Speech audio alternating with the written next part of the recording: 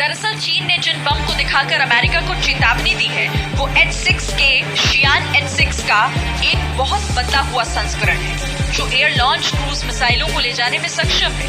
H-6 की मारक क्षमता 3,520 किलोमीटर तक बताई जाती है, जिसकी वजह से पूरा साउथ ईस्ट एशिया का इलाका उसके जद में आता है। चीन ने पिछले साल जिस गैर परमाणु बम का परीक्षण किया था और मदर ऑफ ऑल बम करार दिया था, वो बम चीन ने H-6 के जहाज से गिराया था।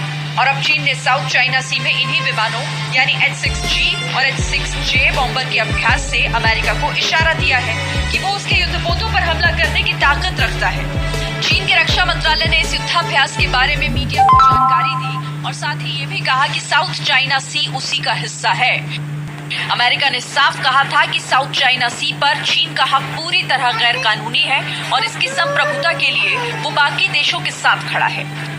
चीन की बढ़ती हरकतों को देखते हुए ही अमेरिका ने युद्धपोत भी तैनात किए थे और चीन के विरोध के बावजूद बार बार युद्धाभ्यास भी करता रहा है। अमेरिका इसके अलावा साउथ चाइना सी में चीन के विरोधियों के साथ समुद्री सहयोग बढ़ा रहा है। जापान अमेरिका के साथ संयुक्त युद्धाभ्यास कर रहा है, ताइवान को सैन्य सहयोग देने की बात कर चुका है और भारत के साथ हिंद महासागर में भी युद्धाभ्यास कर चुका है। साउथ चाइना सी में चीन कई द्वीपों पर अपना कब्जा जमाना चाहता है और उसके रास्ते में अमेरिका खड़ा है और अब अमेरिका को करीब 10 देशों का साउथ चाइना सी में सहयोग हासिल है। यही वजह है कि अब चीन अपनी ताकत दिखाकर खुद पर बने दबाव को कम करना चाहता है। Bureau report.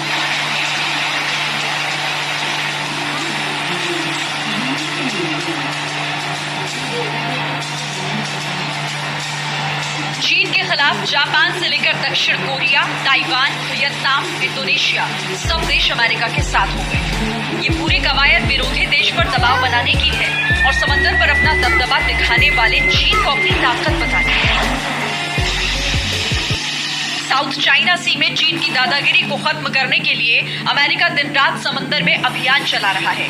चीन से पहले अमेरिका भी अपने बम वर्षक विमान B-52H को लगा चुका है और लगातार चीन पर हमलावर रहे माइक पॉम्पियो ने एक बार फिर कहा है कि चीन का साउथ चाइना सी पर दावा गैर कानूनी। सिर्फ अमेरिका ही नहीं, ऑस्ट्रेलिया भी चीन के दावे को खारिज कर चुका है। अमेरिका चीन को समंदर में हराने के लिए वियतनाम और ताइवान से भी लगातार सहयोग बढ़ा रहा है।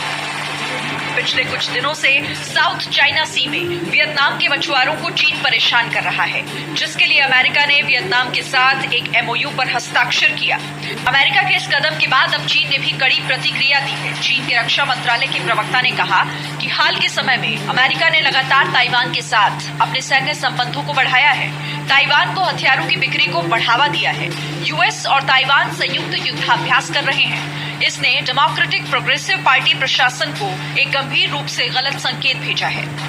चीन जानता है कि अगर ताइवान को अमेरिका का समर्थन मिला तो उसका ताइवान पर कब्जे का सपना हमेशा के लिए सपना ही बनकर रह जाएगा।